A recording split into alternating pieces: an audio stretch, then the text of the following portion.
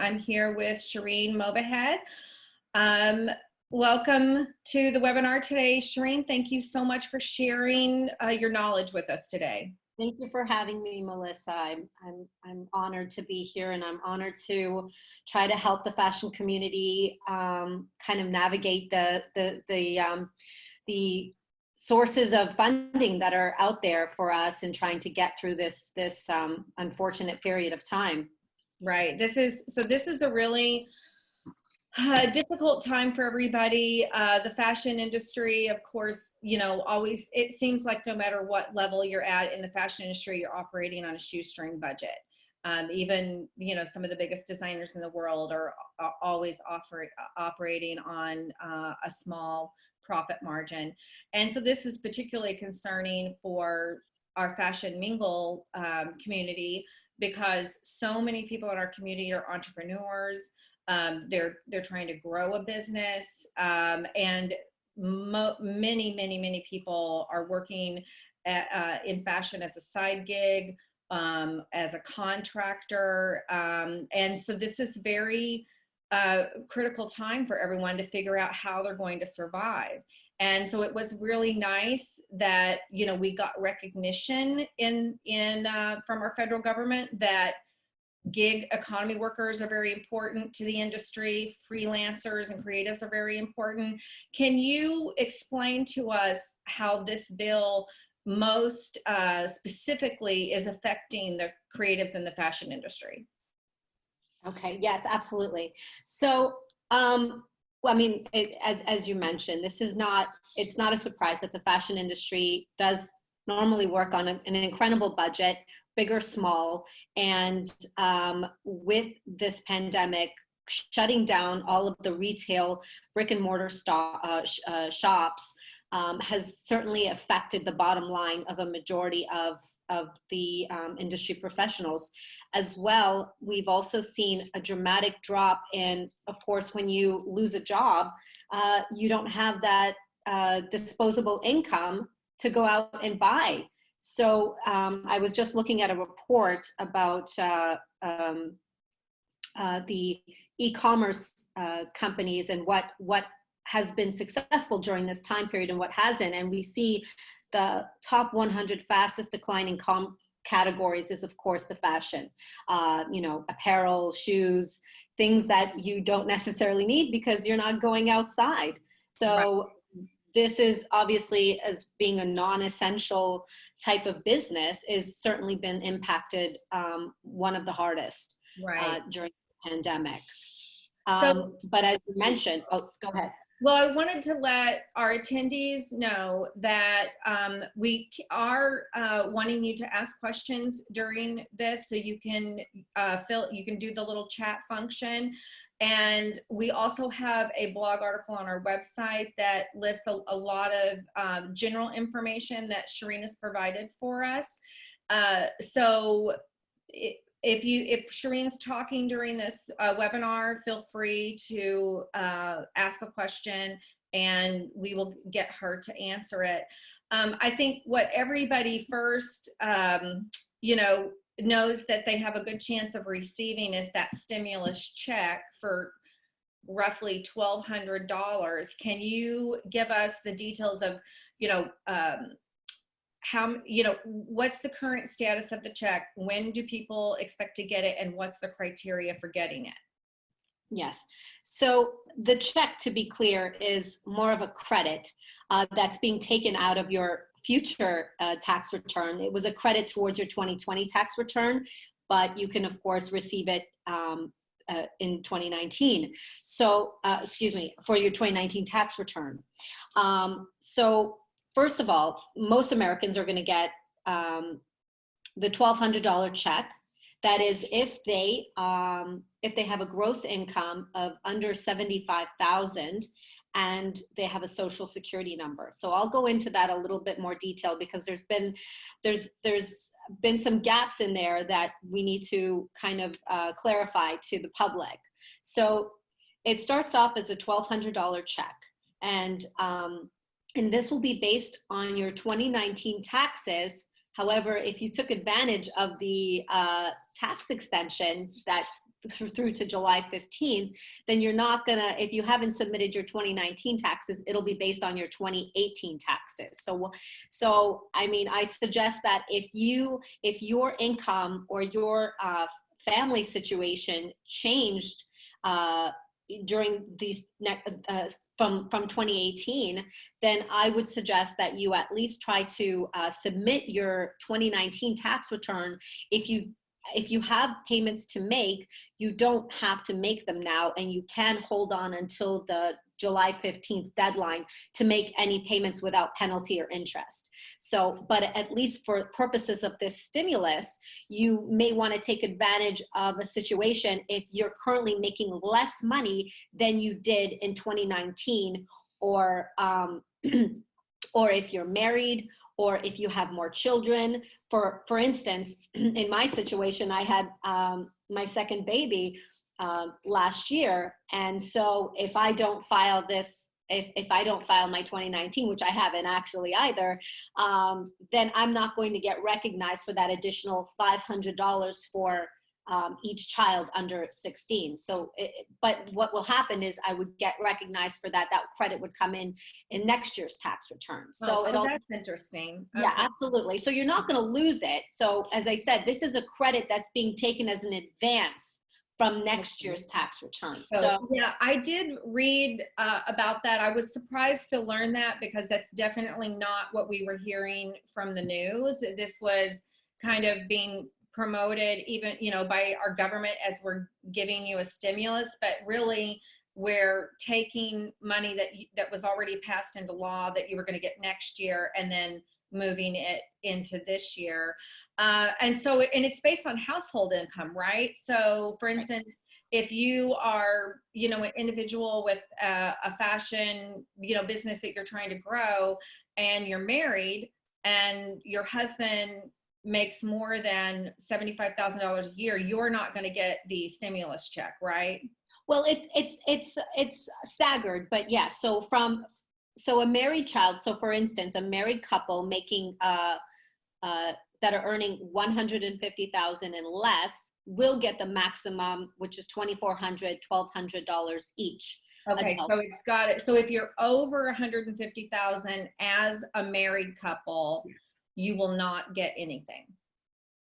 No, you will get some things up to, no, yes, you will still get it. It'll start getting less and less. It'll depreciate. So what will happen is up to 218,000. So as a married couple filing jointly, up to 218,000. So between 150, where you would get 150 and under, you will definitely get the 1,200 each adult. Okay. And then if you have children, you'll get $500 for each child under 16. Okay. And living in your household, of course. Okay. And but then once you go over that 150 threshold, then the check is less and less, up through to 218, where you get nothing. Okay. And so when do you expect the first checks to arrive? They're actually planning on getting these out as of in the next, those who've already started that had filed their tax returns, they're already getting processed. So there's, the latest reports are saying that they'll expect the first checks to come in the end of this month. So that's some necessary, that's definitely something that they had sped up from what they had initially said at the very beginning, which was, down in the end of the summer. Right. But if you had, and so I would suggest, if you haven't already done your tax returns, and you do have a change in status between last year's and this year's, then you definitely want to submit the new tax return so that they base the income amount and your head of household, or however you've changed your status, to that new amount. Also, another new caveat that we just confirmed is this sort of gap period. So as I said, if you have children under the age of 18, you get the 500 if you mark them as dependents. But as we know, we've got millions of kids in college right now that we also support.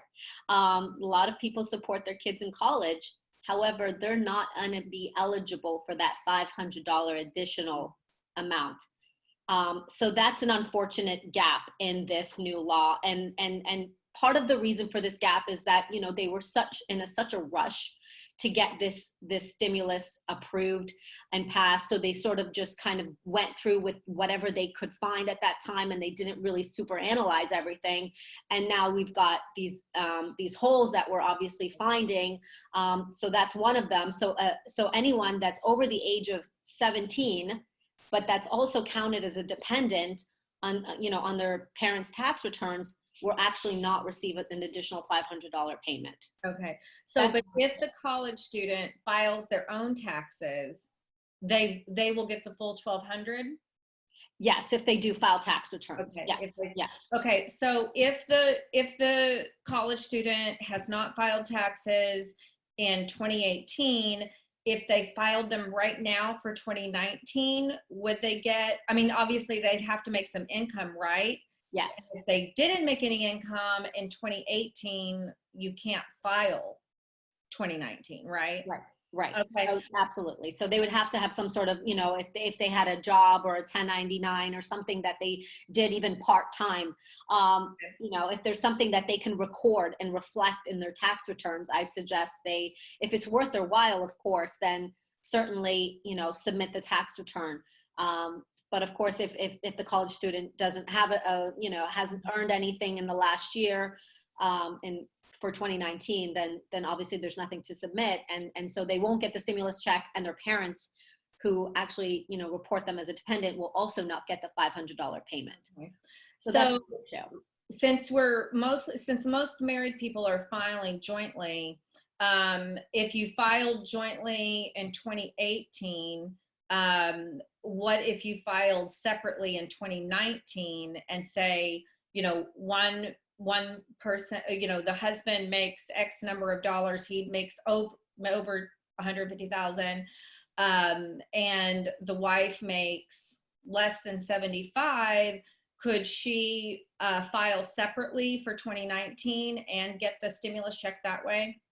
Well, yes, certainly. I mean, obviously you want to do the numbers with your accountant to make sure that you're not, you know, adding more taxes at the end for filing separately, because obviously there are more benefits to filing jointly, but it's sort of weighing out the options. Will the filing separately, which will open you up to, you know, different tax bracket or less credits, less deductions, excuse me, if that's going to be worth you filing it differently in 2019 to take advantage of the stimulus, of the $1,200 page, of the, you know, the credit advance. But yeah, that's a very good question. The other question that I actually received earlier today was, what about couples who are separated or going through a divorce now? Wow. And how is that going to work? Because it's going to go to the bank account, to the direct deposit account, to which was last submitted to the IRS that they have on file. So if you know, previously, you know, filed jointly and are now separated, you either don't live together or, you know, you have separate finances, then you definitely want to have that conversation with your spouse about where that money is going and how it's going to get split. Because it will directly go into the direct deposit account that is on file with the IRS currently. Okay. So we do have a question in chat. Can you collect unemployment while you're starting up a company? So I know that this is a benefit for the gig economy workers that has been increased, the freelancers, but obviously we also have a lot of people in our industry that aren't making money because they're growing a business.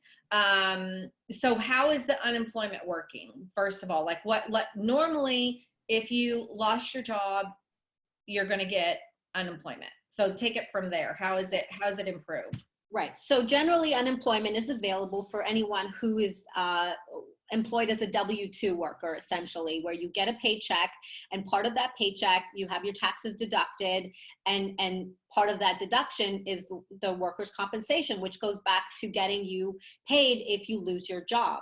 So most of us in the fashion industry, myself including, as entrepreneurs, businesses. And so the way that it will work now, they have actually allowed entrepreneurs to collect what's called pandemic unemployment assistance. So whereas before, as a contractor, as an entrepreneur, as a freelancer, you would never be able to collect unemployment during a period where you don't have a gig. That's sort of the risk you take for being an entrepreneur or a freelancer. In this case, recognizing it's not just that you're not working, it's almost as if you're being forced not to work because of the government shutting everything down. For instance, I had a client who worked in a beauty salon. Obviously, most workers in a beauty salon, they are all independent contractors. And so how does that work? And they said, what can I do? Obviously, this bill and this pandemic unemployment assistance is directed to all of these freelancers and those that cannot. So what you would have to do is get online, and we've provided links on the website, and register.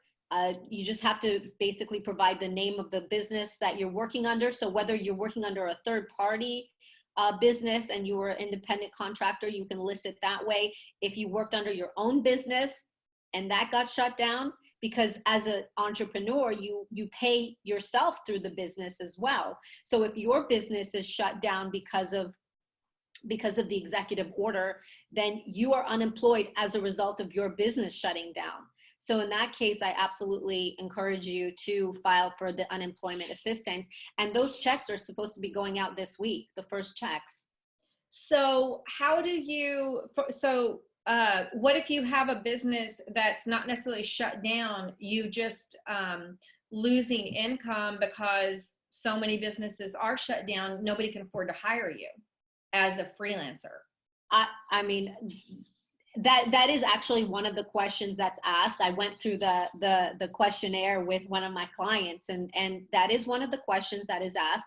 And it's not just, it's about a significant decrease in your revenue. So if you can't work because, or you're not able to, meet your needs. So it asks about whether you are being able to meet your needs. Did you earn more than $504, I think the question was, per week. So they do have thresholds to determine how much of it you'll get in terms of the assistance. Okay. You may not get the full amount, but this is something that's supposed to help manage your expenses, at least for the time being, until all the businesses get up and running. Okay. So just want to make sure that we've got this question answered. So if you are starting up a company that has no revenue, you're not going to be able to collect unemployment. So it depends on the company. So, and when you say starting up your own company, have you registered the company? Is it registered? Because it's also a limitation of when the company was in existence. It had to be, I believe the threshold was, the cutoff was February 15th. So you had to have this business prior to February 15th. And by having it, meaning it had to be registered. So there's, a way that they can verify that it is an actual business. So if you had a business by February 15th and it was either shut down or you decreased in revenue, then you can apply for some of these loans, grants, and we'll go through more of these, obviously through the article. The EID, Economic Injury Disaster Loan, that can apply to you. So, but that one is January 1st, whereas some of the other SBA loans, the requests, it says February 15th. So, it'll all depend on what type of loan you're applying for. But if you had a company registered as of January 15th, then you may be eligible to receive up to $10,000 in the grant. Now, we have another question that's going back to the tax returns. Rita asked, she said she originally filed her 2019 taxes as a dependent and then amended them last week to file as independent. Will she still be eligible for the stimulus check? Well, that's going to really depend on how quickly the IRS is processing all of those, all of that paperwork. So if they received your first one and that lists you as a dependent, if they don't receive the second one, or if they, obviously get overwhelmed or ignore the second one, you may have an issue, but that doesn't mean that you won't get it next year. So there may be a problem in you getting it this year timely, but you can certainly ensure that you get it next year if you don't get it this year. Okay, yeah, so that is something, I mean, right now everybody's in crisis mode, so you'd like to get the money now, but you do have the opportunity to get it next year, unfortunately. So let's talk about the Paycheck Protection Program, because I think that's a really important thing, that businesses who actually have employees who, probably a lot of businesses have tried to, cover the carry costs of those employees. Some had no cash on hand to carry them. Can you explain what the Paycheck Protection Program is, who it works for best, and how long is it going to take to get the checks once you're approved? Right. So yes, the Paycheck Protection Program is, again, another great opportunity to help these businesses, and it basically applies to the same businesses who are eligible for the Economic Injury Disaster Loan or any of the other SBA loans. So you had to be in business as of January, and you have employees, you have rent, you have all of these various expenses based on for your to continue to be an ongoing business, utility, mortgage, as long as you use the funds. And so it becomes really important that you, when you receive any of the funds, loans, grants, whatever it may be, other than the stimulus check, of course, but anything related to your business, it's important to make sure that you earmark that and you track it, because we don't know what the government's going to ask for in the future. So I highly recommend that you make sure that you make notes of exactly where that money is going and how it's being used. And so with the Paycheck Protection Program, as long as you're paying that money towards your payroll, rent, utilities, whatever it is to keep your business going, and your employees. And the other caveat is, so if they're paying this to you to cover your employees, to retain them essentially, then you must retain them for 8 weeks at least. So you can't just collect it and then decide to lay off or furlough or however it may be. You need to keep them on active for 8 weeks from the time that you receive that payment. And again, the timing of the payment, they're trying to get these things processed as soon as possible. The problem is that the websites are inundated with applications. They're crashing. And then there's got to be somebody on the back end processing all of this. While they want to try to get this to us as soon as possible, I mean, I think we have to be realistic that it's going to take a few weeks at least from the time you submit your application and all of the documents that they're going to require, which is, the documents for your payroll to show how much of the payroll. And it's basically going to be determined, they're going to make a decision on how much you're going to get.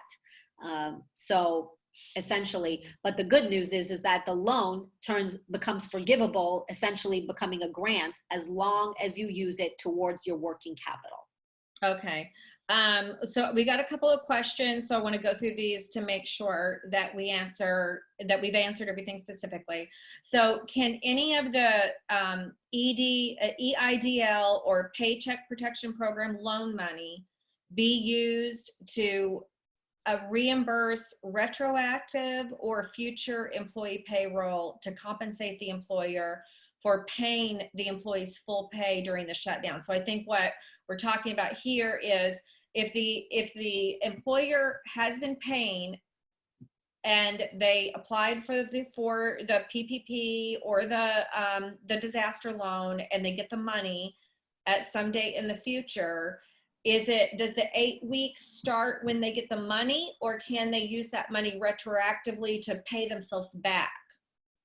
Well, the 8 weeks in terms of retention will start from the time they get their money. So the government is going to because they want to just see, moving forward, that as soon as you receive the money, you've got to keep your employees on for 8 weeks. So you're not going to be reimbursed for the cash you've laid to keep them out now. It's right. It's not a reimbursement, which is why I think, it's important to not only apply for the Paycheck Protection Program, but also some of the other programs. So they stack them. So for instance, the Paycheck Protection Program will be applicable from the time you apply moving forward. However, you can apply for the the EIDL, and that you can get a grant up to $10,000 plus additional loans that will have long-term maturities and also lower interest rates.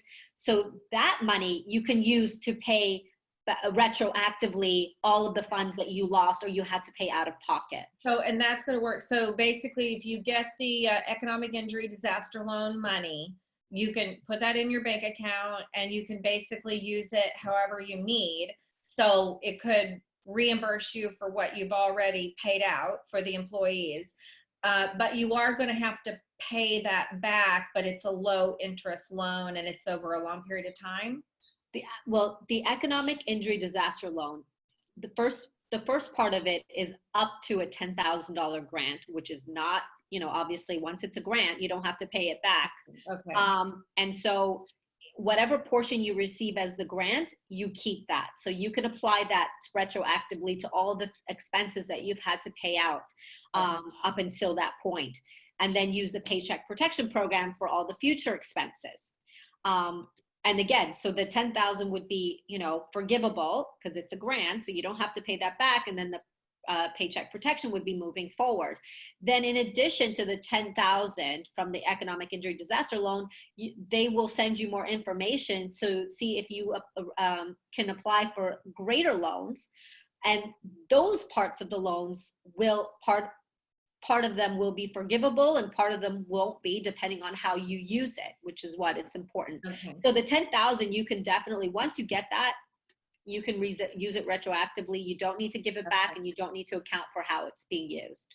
So if you're an entrepreneur who's building a business, like one of the comments earlier about collecting unemployment while you're starting up a company, if you're starting up a company and you're pre-revenue, can you take advantage of something like the economic injury disaster loan? Absolutely. Absolutely. They don't ask for any information regarding your revenues. I mean, yes, they do, but that might affect the amount that you're getting. But the fact is that you still had a business, and that business will be the future revenues of that business are being affected. And so that will be taken into consideration in deciding how much of that $10,000 grant you're going to receive. Okay. So I always recommend just apply. It does not hurt. Absolutely. Just apply. If you don't get it, then, you don't get it, move on to the next one. And how quickly do you find out if you were approved? So it's supposed to take about a week from the time you submit the application. You get a confirmation number, and then of course you can certainly follow up, and they tell you that you're going to be receiving an information in the email within a week or so, letting you know what how much you're getting. And it's supposed to go directly. You provide your banking information, and it gets direct deposited right into your bank. So again, this is something that, within about a week or so, you should receive correspondence back from them regarding your application, and then, another week or so to get that money in. Okay. So I have a couple more questions about this. This is clearly a very, very popular topic with a lot of questions. Okay. So what if after you get the PPP and you've paid your employees for 8 weeks, if you fire them after that, is there any problem? No, I mean, the limitations are you have to keep them on for 8 weeks. Okay, from the So time you yeah, receive the money. from the time you receive the money. And Okay, it's basically obviously to make sure that you're using the money as you said you were. right. So after that, no, you're not mandated to keep your, if you can't afford it and it doesn't make, if your business doesn't make sense at that level anymore, then, you have to do whatever you have to do to manage moving forward. Okay. So as a sole proprietor, does paying myself count as payroll for the PPP? No. Not for the PPP, no, because for the, I don't know how you're structuring it, but most entrepreneurs, you can't, when you're paying yourself, it's almost you're not W-2ing, it's a K-1, right? You're a shareholder of your company. So that a K-1 is basically an income received from owning your company. Okay. So we have another question. Does the PPP count towards venture capital backed companies? What do you mean it count? Does PPP count towards venture capital backed companies? So like, is there any, so maybe if it's a venture capital backed company, it So might like be an free investor? revenue. Okay. Um, it, Well, I don't think it matters. I mean, if it's a venture-backed company, it's my still a understanding company. is that, right, you're a company and you might have investors in that company, but you also have employees. So they're certainly not going to expect you to go into your investors for more money in this sense. This is something that if you can Okay. get this relief, then you certainly are eligible for it. Yeah, Right. So any kind of venture-backed company should be able to, if they've got employees, they should be eligible for PPP, but they also can be eligible for the economic injury disaster grant of yeah, $10,000. So everybody should at least try to get it. absolutely. Both of these, Yeah. absolutely. And now I've heard a lot about the money's going to run out, and and of course we do know that there could be more bills in the future, more funding. But have you heard anything about when it's likely to run out? Like, how much time do people have? Well, I mean, now for the most part, all the applications have been coming in, so they'll start to see where we're at very soon. Um, so just to break it down, where this $2 trillion stimulus is going, 560 billion of that was to individuals, and again, that was just an estimate based on the people who file tax returns, because of course you need a social security, and then small businesses, there's 377 billion earmarked for small businesses, um, and 500 for big corporations. Uh, there is a $26 billion safety net in there as well. So to the extent that one of these areas gets tapped out, there's still that safety net of 26 billion that they can go into before they need to look into adding another bill for. Okay. And that was like, was that the what they gave the Fed? They gave them the authority to pass out money without going through Congress? Yes, yes. So exactly. So this has already been distributed as part of the stimulus, and it's sitting there. And so to the extent that is necessary to get into the safety net, it's already been you know, approved. So to the extent that the individuals need more money, that is certainly something that they can go into. It'll obviously be up to our government to decide how that additional money gets allocated. Public health has 153.5 billion allocated to that, and of course, there's concerns that that's not enough. So yes, there's going to definitely be some fighting over who's going to get that initial safety net amount of 26 billion, which sounds like a lot, but of course it's really not. And then we're going to have to look into maybe another bill, but we should have the numbers in very shortly, because the SBA loans have been opened up. So all of these different fundings have been taking in applications. And for the most part, most people have been, getting in those applications early. So we'll start to see those numbers very soon. Okay. Okay. I have another detailed question. So the PPP loan program is very clear that in determining the loan amount, it cannot be based on any salary over $100,000 per employee. But if an employee's regular salary is over 100,000 annual, can you pay prorated salary amounts over 100,000 during the 8-week period with the paycheck, with the loan money, or the, so I don't know if they meant with the EDIL or the Paycheck Protection Program, but what do you do about employees that normally make over $100,000? So what's been happening, and I've had a lot of conversations with some of my clients who are dealing with this issue of what do we do with these employees. If you don't want to lay off, if you don't want to furlough, if you want to try to maintain and manage all of these employees, and you want to stay within the thresholds of the program, then one of the things you can do is have that conversation about reducing and being creative. It's about being creative right now, and whatever way that it works for your business and your employees, whether they agree to take a lesser paycheck now and obviously push that towards the end, and then maybe they'll get more at the end, or just generally agree to a lesser salary for the next time being until we can figure out where we're going to go. Right now, I think for the most part, I've been speaking with a lot of my clients who say that they're just happy being employed right now. So they've been able to make the adjustments with their employees to the extent, the ones that they want to keep, to make this work, to make it work for everyone, because we all sort of have to deal with the realities of what's happening. So I say have the conversation with your employees, those who are not, those who are over 100, getting paid over 100, whether they want to reduce their salaries overall, or you're willing to agree to pay a lesser amount, or if you have the funds to pay out over the amount in addition to what their salary is from other funding sources that would be outside of the Paycheck Protection Program. Okay, I just want to make sure that we've answered this question. So, okay, so with employees with salaries over $100,000, is the employer required to pay the full salary out of the Paycheck Protection employer money?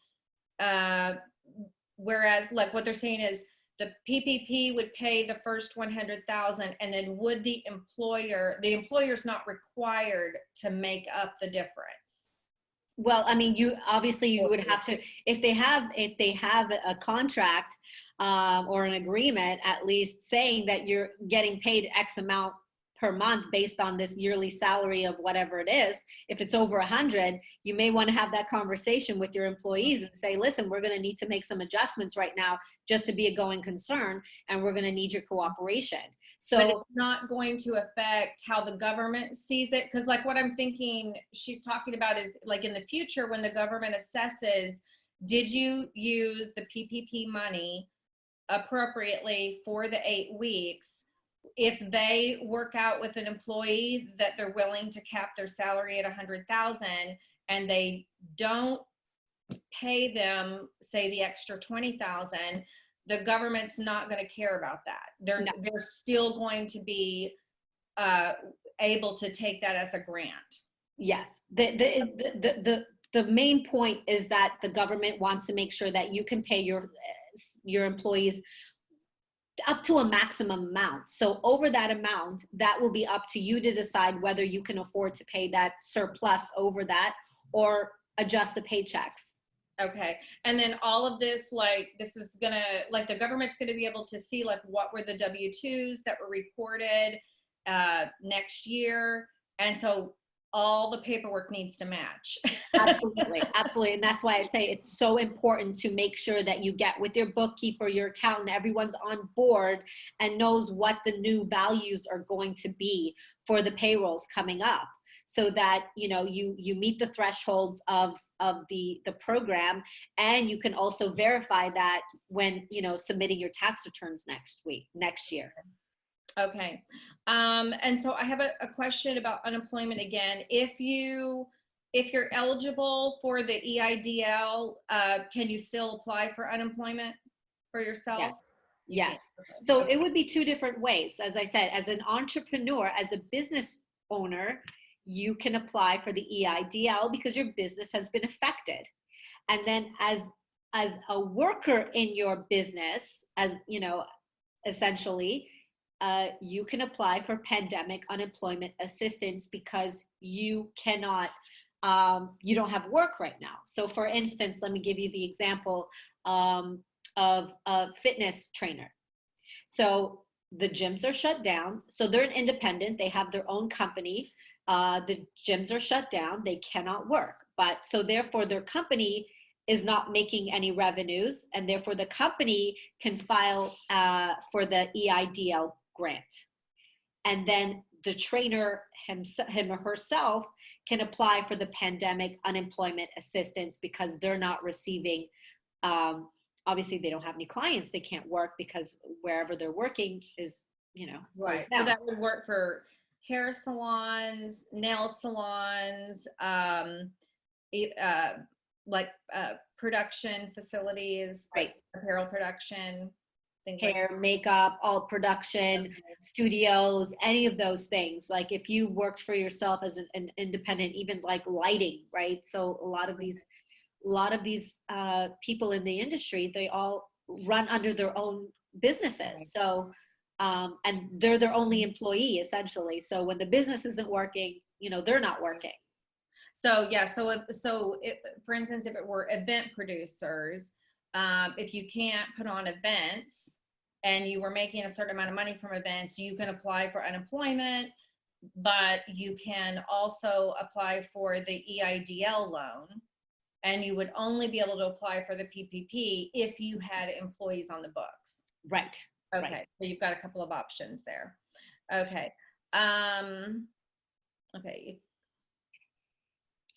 Okay, if you work from home and your rent is your home and office, does that account when you're applying for EIDL or PPP? That's the tricky one because the problem is that, essentially this executive order is not preventing you from continuing to work at home.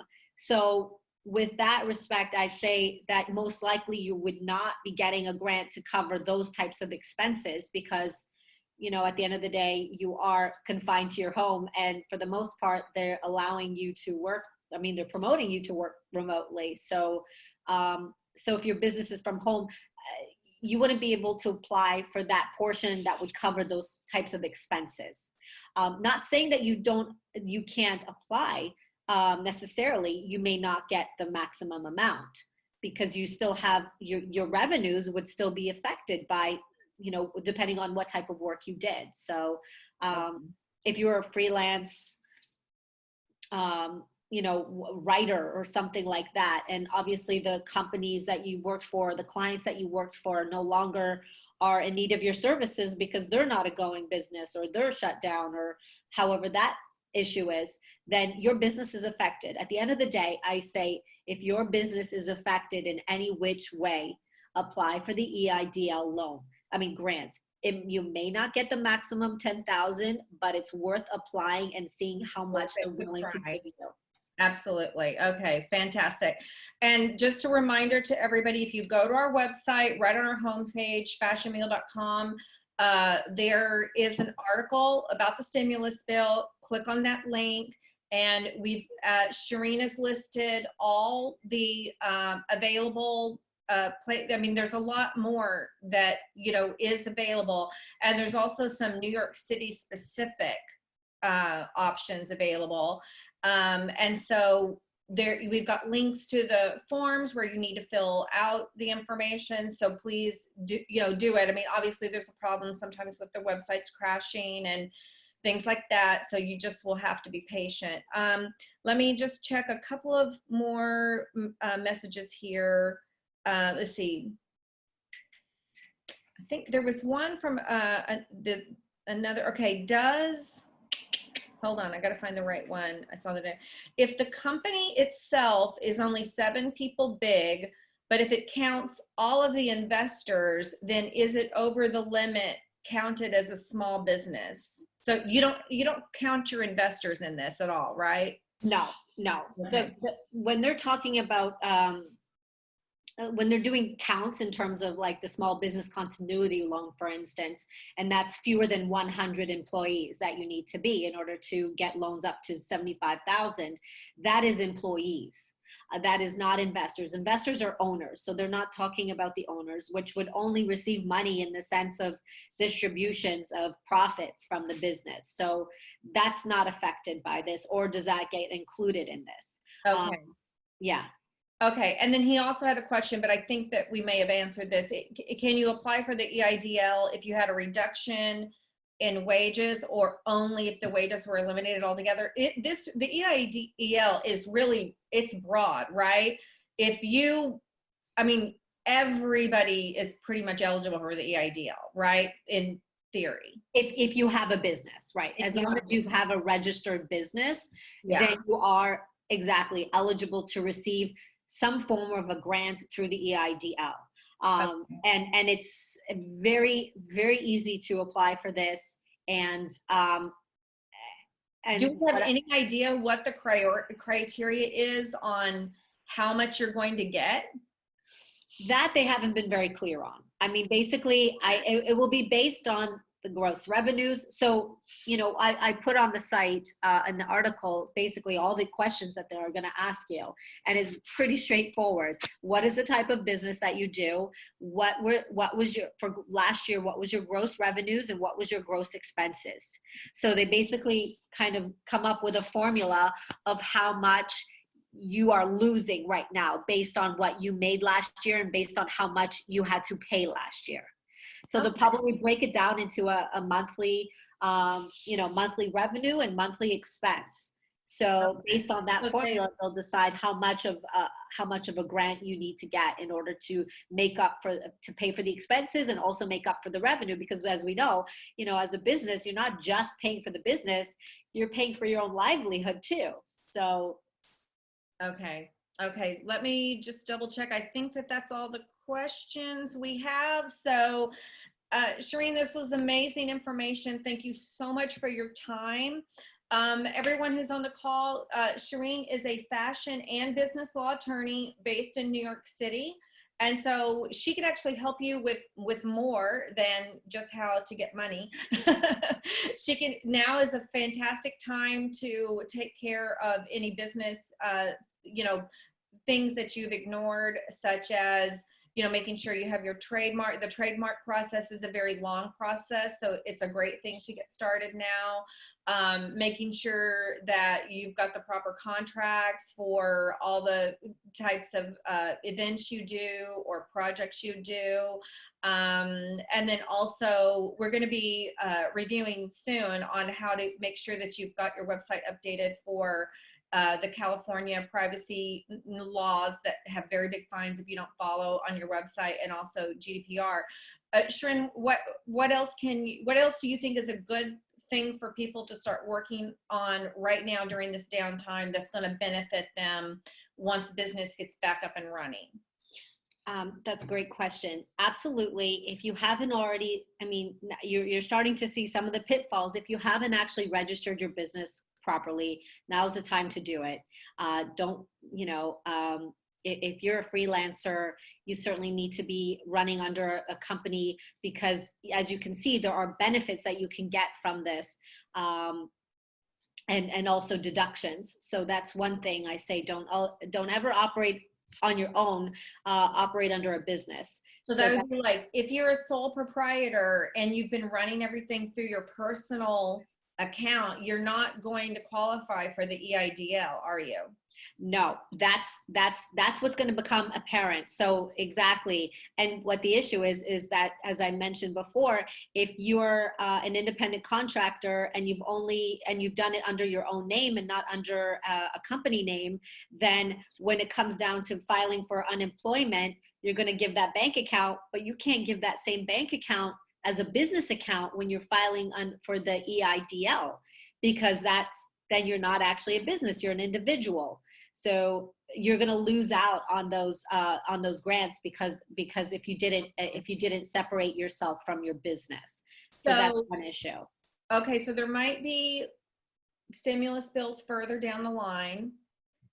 If they quickly got their businesses registered now and the government provided funds later in the future, and they, obviously there's a cutoff date, like I think you mentioned, like February 15th for one, January 1st for another, would now be a good time to hurry and get that done just in case there's an opportunity in the future? Absolutely. From the reports that I've been reading, it doesn't seem that this is going to go away anytime soon. And this is our new reality.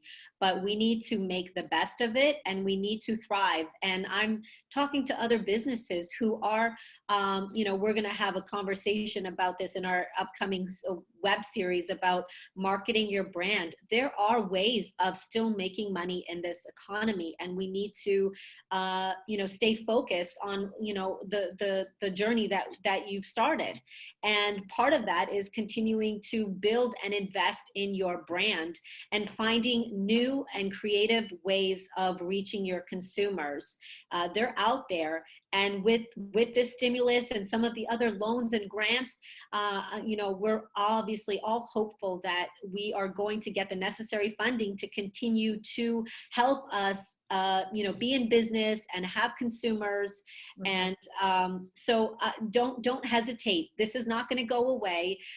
This is the time to continue to create and motivate and build your brand, and not sit around and wait for this to go away, because it's not. It's Okay. our new reality. Right. So, so if you have not registered your company as a business, what's the first step to do that? Well, first you need to make a decision of how you're going to register. Are you going to be an LLC or a sole proprietor or a C corporation? And of course, there's differences and benefits and cons to each one of them. And we'll have an upcoming series to talk about that in the coming weeks, and we'll break it down so that you can really analyze what is the best corporate structure for your business. And then from there, you register in the state that you're going to do business in, and get your EIN number, open up your bank account, and get your insurance. So there's a whole lot of things that you need to start doing. But I think right now is a great time to start planning that venture of yours, because take advantage of the opportunities that you see before you. Yes, there's obviously a lot of sadness that's happening in the world, but at the same time, we need to come out of this in a positive way, and we need to move forward, and you do as well. Everyone does. Absolutely. Well, let everybody know how they can get a hold of me or Shirin.